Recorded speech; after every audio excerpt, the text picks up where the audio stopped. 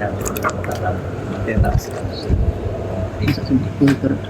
ya saya rasa sangat-sangat sukacita lah lalu tantangan jalan beberapa usia saya kenalkan diri saya namanya Ismail bin Ishaq bin Jasmin itu family name. Kemudian ngeringkasnya sepanjang usia ini saya tidak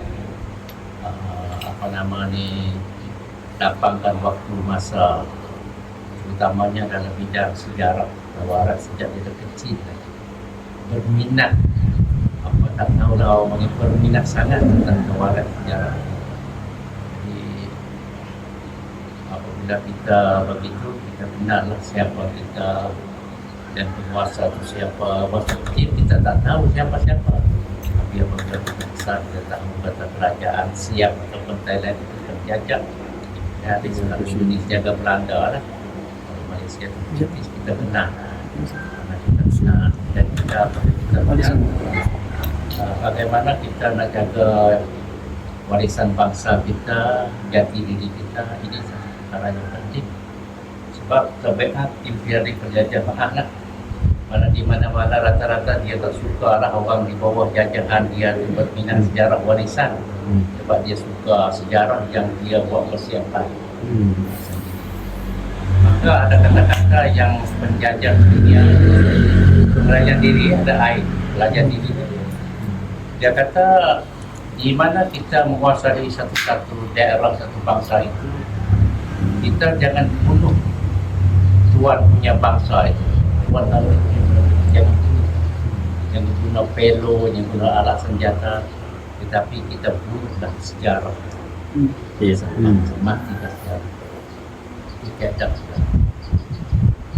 Ya, alhamdulillah, maka apabila begitu kita lihat kalau Indonesia 350 tahun ini lama di bawah Belanda. Tapi orang-orang kita lihatkan beberapa kultura Indonesia yang kita tak lupa-lupa yaitu Bung Karno, Bung Hatta, Hamka, banyak lagi lah pengasah-pengasah Ruang Minutu dan apa semua sebagainya. Itu adalah satu barisan yang membangun kultur budaya Indonesia kenal ke siapa pula. Maka ada kata sakti yang saya pun baca, saya suka baca, saya cari daripada Bung Karno. Motto mengatakan jas merah. Jangan meninggalkan. Jangan pernah meninggalkan, melupakan. Jadi itu sudah dapat menyatukan berpuluh-puluh pulau Indonesia satu. Dan anak-anak memberilah hati yang kemerdekaan kepada Indonesia. Tapi yang kita sayang sekali waktu kemerdekaan itu ada satu perbedaan antara Ahmad Daud Berubah daripada Aceh dan Bung Karno. Sebab kalau tim itu Aceh dia mau Indonesia itu Islam. Tapi Bung Karno kata tak boleh lagi sebab kita banyak yang budayanya Pancasila. Jadi orang Indonesia banyak korban yang kita lakukan. Pesawat pertama daripada Indonesia yang bagi hadiah kerajaan Indonesia. Apa tu Monas, apa itu juga emas tu Monas tu daripada Aceh. Itu sejarah. Maka ini alhamdulillah apabila kita datang kemari di sini yang sekarang dipanggilnya orang panggil Selatan Thailand. Selatan Muangthai. Bukan Thailand Selatan, tapi kebanyakan orang memanggil di sini Selatan Thailand. Itu artinya Selatan Thailand itu tidak bagi nama apa itu Selatan Thailand. Walhas sebaliknya Selatan Thailand itu bekas kerajaan Islam iaitu Patani Darussalam yang muncul setelah kerajaan Melaka dihancur oleh Portugis. 1511 itu kerajaan Patani bangkit naik di sini. Kerajaan Patani Darussalam bangkit naik 1457 Masehi. Belum mananya Melaka ditawar oleh Portugis bangun kerajaan baru di sini. Jadi kalau mengikut tarikh Patani yang dikarang oleh Syekh Wan Ali bin Wan Muhammad bin Syekh Safiuddin 15 mengatur tahun dulu jadi sebagai manuskrip. Dalam tarikh ini mengatakan tarikh Patani mengatakan Patani itu lahir daripada satu kerajaan tua. Satu kerajaan tua iaitu di Tanah Patani nama. Pengarangnya saya pakai Wan Ali bin Wan Muhammad bin Saifuddin Al-Abbas, Syekh Daud Al-Patani buat salinan, dan Ustaz Syaroni ini berdagang buat salinan Syekh Daud. Jadi dalam inilah yang menyatakan memberi bayangan yang hebat. Patani atau selatan Thailand itu sebenarnya lahir daripada kerajaan yang sangat-sangat tua di Nusantara. Apa kerajaan itu? Iaitu Empire Langkasuka. Langkasuka kerajaan yang sangat-sangat tua, yang dalam kitab tarikh Patani menyebut kata Langkasuka itu wujud dan binanya sebelum kelahiran Nabi Isa alaihissalam. Jadi artinya mendapat eka, menjaya apapun yang awalkan alam langit kita kerajaan Langkasuka. Ibu kota Langkasuka itu kota Mahligai Jerai. Kota Mahligai Jerai. Jerai itu jarang-jarang. Di dalam buku yang dikarang oleh orang Indonesia yang namanya Peta Wali Songo ada di situ. Agus Sunyoto. Almarhum. Iya. Saya telepon minta izin dia untuk saya muatkan isi dia dalam buku saya. Waktu itu dia masih ada pada izin. Iya. Saya benar niat nak jumpa dia, saya dengar kabar dia sudah meninggal dunia. Apa nama dia? Agus Sunyoto. Agus Sunyoto. Ya betul. 2 tahun. Dalam peta itu lebih menambahkan lagi fakta di dalam utara itu. Sebab di dalam peta Wali Songo itu dia tertulis kata Langkasuka dan Jere. Yang mana kalau dalam buku Prapanca yang ditulis dalam buku Negara Katagama itu menyebutkan ibu kota Langkasuka itu Jerai. Jerai itu istilah persuratan, istilah cakap itu Jerai. Yang sekarang Thailand juga membentuknya jadi Yarak. Satu distrik, satu daerah, Yarak.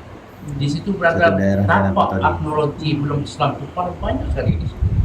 Di kawasan ini bukti kata orang Melayu belum memeluk agama Islam melalui agama daripada India itu 3 agama. Satu agama Brahmayana tahun 200 Masehi. Yang kedua agama Hindu tahun 400 Masehi. Yang ketiga agama Buddha Mahayana daripada tahun 715 Masehi, daripada Empire Sriwijaya yang membawa perkembangan agama Buddha. Rakyat rata semua ikut raja. Raja agama apa rakyat ikut saja. Ini sudah jadi tradisi mana bangsa kita Jawiyu ni macam ni lah di mana-mana. Jadi dalam buku itu melebih memberi keyakinan bahawa kerajaan Pulau Langkasuka ini benar-benar wujud dan berada di kawasan ini.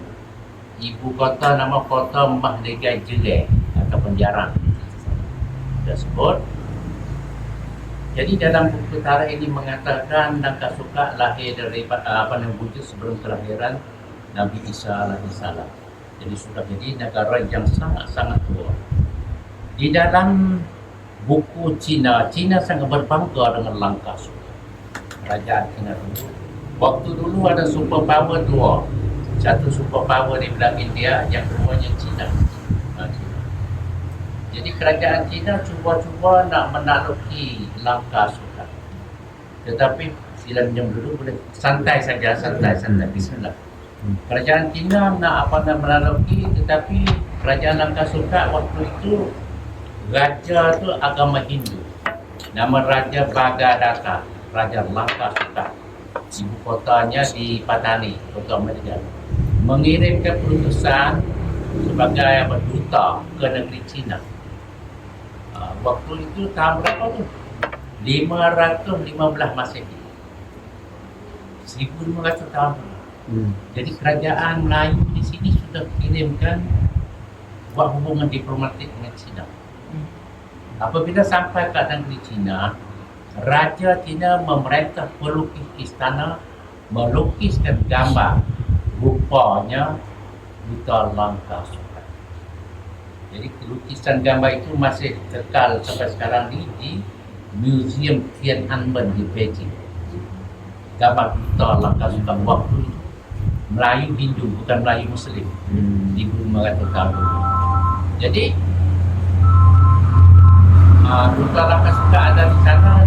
Waktu itu Raja Cina namanya Maharaja Hongte Ti, dinasti Liang. Dia kata lukislah gambar ini sebab mereka sangat bangga dengan Langkasuka. Cina panggil Langkasuka Lang Yasiu. Lang Yasiu kepulauan yang panjang. Sebab Langkasuka daripada Segeting Kera sampai kepada Singapura, Temasek. Itu kekuasaan Langkasuka zaman dulu. Jadi apabila dia kata dia bangga dengan Lang Yasiu ini sebab orang negeri ini tidak pernah dijajah, tak pernah kalah dalam medan perang. Negara yang tentera lengkap, berdisiplin dan sebagainya, dia sangat bangga dengan Langkasuka. Diplomat lain-lain datang tapi dia tak perintah untuk melukiskan gambar, tapi dia tak suka dia perintah. Dia tak ada bangga dengan negeri ini. Dan yang kedua, Lang Yasiu bijak dari segi perdagangan. Abad yang pertama itu sudah menega dengan Romawi. Orang Melayu ni sudah menega dengan Romawi. Itulah maknanya gambar itu kebetulan saya dapat gambar Buta Langkasuka 40 tahun dulu di Kota Bangkok. Saya isikan dalam buku ni. Ini kita buat riset sejarah Patani Pergambar, Patani in Picture. Ini dia rupa parahnya bangsa Melayu kita, orang Melayu nenek moyang kita sebelum agama Islam. Nama dia Acita. Itu masih wujud dalam Museum Tiananmen. Kain yang dia pakai macam orang pakai ihram itu buat dengan kapas, pokok kapas. Bikin sendiri, tenun sendiri. Jadi saya memberi di sini supaya kita benar-benar kenalkan selatan Thailand itu apa dia. Itulah ringkasnya, karena panjang-panjang lagi sejarah. Nak kenal ke Patani provinsi sekarang ni macam mana itulah kurang lebih latar belakangnya. Baik. Jadi bila Islam datang kemari di sini, Islam datang ke Langkasuka sudah 1000 tahun. 1000. Pendakwa daripada Hadramaut Al-Yamani datang kemari di sini 1000 tahun dulu mengikut kajian guru saya almarhum Syekh Wan Muhammad Shogir bin Wan Abdullah. Beliau ini adalah cucu kepada Syekh Wan Ahmad Al-Fatani yang jadi guru Hashim apa nama NU saat itu. Hashim Asy'ari. Hashim Asy'ari. Ini cucu dia. Dia mengarang kitab banyaklah tentang sejarah penyebaran Islam oleh ulama dunia Melayu dan sebagainya. Jadi kita dapat mengetahui bahwasanya 1000 tahun dulu ada komplot daripada Hadramaut di negeri Yaman, satu daerah namanya Al-Jarumi, Al-Jerimi. Dia kirimkan anak buah semua untuk berdakwah Islam ke Nusantara. Jadi rombongan yang datang sampai di sini waktu itu belum lagi di sini nama Patani, tapi nama Langkasuka. Jadi kawasan dia duduk di sini, dia bagi tahu wasiat kata, kamu pergi dakwah dan kahwinlah dengan orang di situ, orang tempatan, jangan pulang lagi ke Yaman. Jadi rombongan yang datang di sini dia buka satu desa, satu kampung, dia tak ingatkan nama asal dia letaklah nama Jerim. Dan sekarang Yarim. Siap di Yarim ni Jerim. Jerim. Jamil tadi orang Jerim tu, Jamil. Berdakwah di sini, kahwin dengan orang ini, yang tu kata rakyat Langkasuka, orang ramai itu memeluk agama Islam dulu pada istana dan gajah 500 tahun. Rakyat dulu menerima agama Islam, gajah belum ke situ. Semenanjung Tanah Melayu, raja yang awal memeluk agama Islam iaitu raja daripada Kedah. Kedah.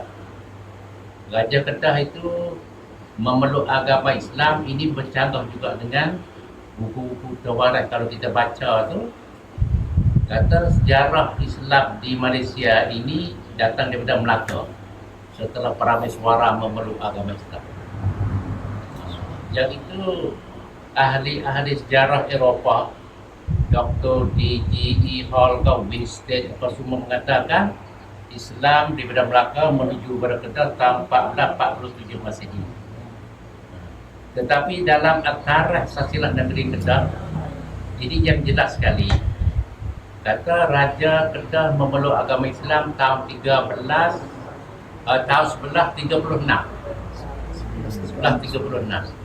Parameswara lahir 1411. Jadi 1136 ni 270 tahun barulah Parameswara lahir.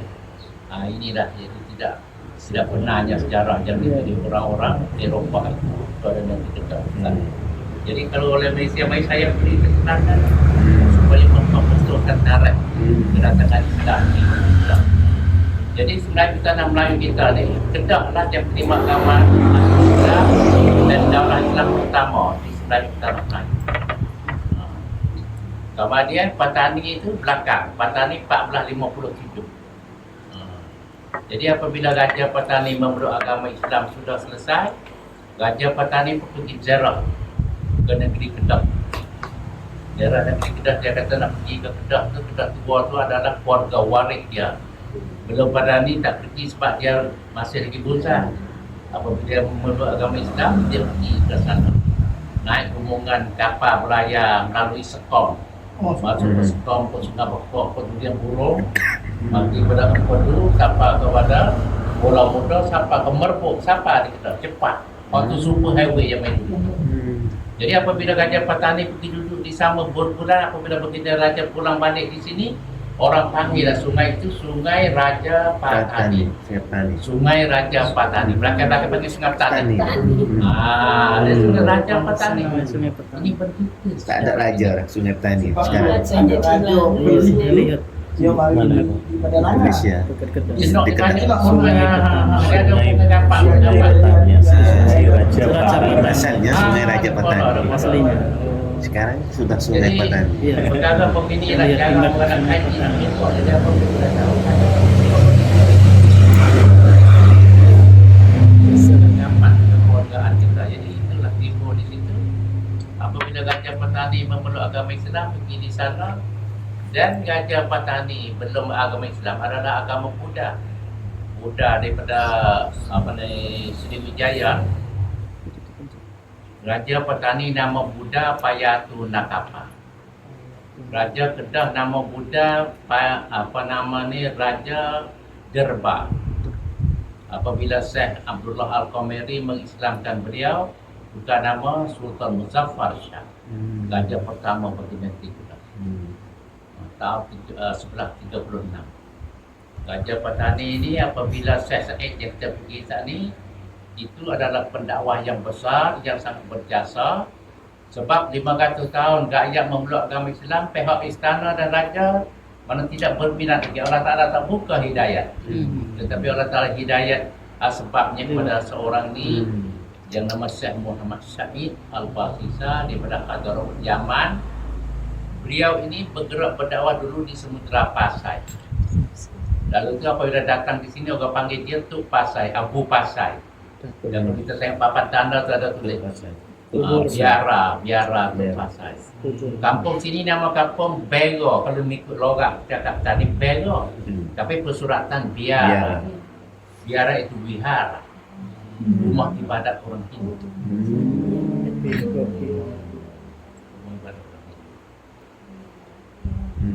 Jadi saya Muhammad Wihan, apa Wihan? Oh, sesi. Kalau saya Wihan, Sana Wihan. Wihara, bahasa Thai. Sebab Thai pun juga daripada Bali, Sanskrit juga sama dengan Melayu, sama dengan bahasa Jawa dan sebagainya. Jadi daripada Sanskrit itu banyak. Jadi Syekh Muhammad Said apabila selesai berdakwah di Samudra Pasai, raja dan rakyat dari Islam, dia pun datang kemari. Dia tak balik ke Yaman, datang ke sini. Sebab sini raja belum Islam. Dia kahwin dengan orang sini, orang kampung biara di sini. Jadi ditakdir Allah SWT apabila Gajah Patani yang sudah Islam itu membangunkan kota dekat Istana Gresik, bangun kota kat situ, selesai sudah siap. Jadi pembangun kota itu dia apa nama ni? Ditakdir Allah Taala jatuh dia sakit, kebetulan dia pecah mertok kulit. Tapi dukun dia mengobat, rawat macam mana pun tak sembuh. Sampai Gajah bercerita kata carilah siapa dia mengobat. Kalau beta sembuh akan terima jadi menantu dan mewarisi tahta. Hubungan Istana Gresik sampai di sini jumpa Syekh Said. Syekh Said bilang nak cuba boleh tapi kalau sembuh Allah menyembuhkan aku. Jadi kalau begitu baginda kalau semua itu taklah baginda memeluk agama Islam. Berhamba tak layak lah untuk jadi menantu. Minta Gajah memeluk agama Islam. Jadi apabila buat rawatan tu sudah sembuh pada penyakit, dia mengucap kalimah syahadat masuk Islam. Tapi nak bagi tahu kata Raja Patani murtad 3 kali. Sudah sembuh pada penyakit ni, cuma berala pula makan dulu jatuh beragama. Sakit datang lagi dua. Akhir sekali saya kata kali ini terakhir tuanku. Kalau tuanku kembali kepada agama nenek moyang lagi, penghamba tak akan buat rawatan dah. Walau penghamba dipacung sekalipun. Tak biasa saya ini. Jadi baginda Raja kata kali ini terakhir. Beta pun tak mau kembali lagi. Takutlah. Takut. Jadi berobat yang terakhir itu 1 hari. Pada waktu malam siang dia bagi orang istana menjemput saya sangat ini pergi ke istana. Waktu itu istana dekat berhampiran Masjid Gresik. Pergi di sana dia kata dia nak masuk agama Islam dan bukan dia seorang. Permaisuri, menteri, pembesar, panglima semua beta sendiri, mana raja sendiri mengajak mendakwah agama Islam. Dari peristiwa itulah apabila jadi raja orang Melayu wajib agama satu saja, itu agama Islam, tidak boleh agama lain. Kalau kawasan kita di sini kan, Malaysia semua di sini. Tapi Indonesia mungkin tak boleh begitu kerana dia ada Bali, ada apa lagi tu. Di situ orang Melayu wajib agama Islam. Jadi kalau sebut kata orang Buddha iaitu orang Siam ataupun orang Thailand. Gajah memeluk agama Islam. Jadi pengisytiharan Kerajaan Islam Patani itu tahun 1457 membangunlah Daulah Islam Patani, tukarlah nama daripada Langkasuka kepada Patani Darussalam. Sebab Syekh Said lah yang berdoa dalam istana nak minta beri barakahnya tahta Islam, barakah Daulah Sadah Islam itu Kerajaan Patani Darussalam kekal abadi sampai anak cucunya Patani Darussalam.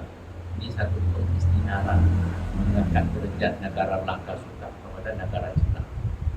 Jadi baginda sangat berminat dengan agama, melantik para ulama jadi penasihat agama. Penasihat agama dan baginda ikut saja apa kata ulama. Di situ dah bangun pondok pesantren banyak sekali dalam waktu itu. Sampai sekarang di sini suburlah pondok pesantren sampai sekarang. Dipanggil kata Patani ini cermin Mekah. Asdul ulama, ulama-ulama yang besar di Patani banyaklah yang memberi jasa kepada dunia Islam. Seperti mana kalau kita sebut Syekh Daud Al-Fatani, Syekh Muhammad Al-Fatani, Syekh Zainal Abidin dan lain-lain lagi yang banyak peranan yang besar. Maknanya pengaruh dia. Dan di Mekah itu waktu Utsmaniyah Turki memerintah, Syekh Daud dilantik menjadi Amin Luhat pertama daripada dunia Melayu. Syekh Wan Ahmad Al-Fatani itu jadi duta Utsmaniyah Turki bagi Nusantara kita di sini. Itulah gambaran mana saya menguji kepada kita. Saya berpeluang lah untuk soal jawab lebih kurang. So, mungkin kita ada program yang lain-lain lagi. Alhamdulillah.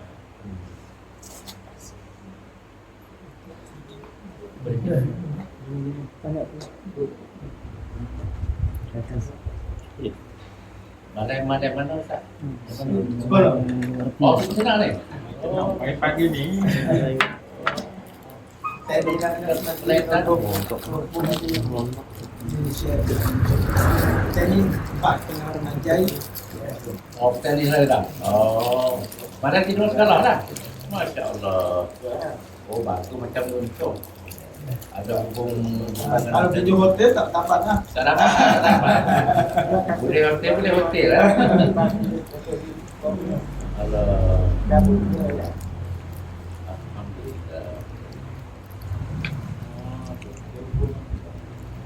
Sedikit masalah hasrat datang ke petani, hasrat datang. Ya boleh bercakap sikit. Sebentar lagi nanti tulis dalam ni buku sejarah. Datang di sini tujuan. Silaturahmi dengan saudara-saudara yang secara umum karena kami di tidak pernah berkomunikasi dengan karena sekarang ini ada mahasiswa kami yang sedang Ini datang ni. kemarin Seorang ni ya? Mahasiswa? ada mahasiswa sudah tidak sekolah. Oh ya. Kemarin kami memohon pada Ustadz mungkin tadi sama Kiai supaya ke depan kami bisa bersilaturahmi lagi, kerjasama, belajar lebih banyak lagi dan mengenai budayanya, terutama yang semacam ini tadi ini kan sebetulnya banyak persamaan karena disampaikan kepada anak cucu melalui pembelajaran. Kalau biasanya kalau ada buku boleh disampaikan, tapi hari ini karena generasinya sudah beda, generasinya itu generasi milenial, Ya. generasi IT semuanya.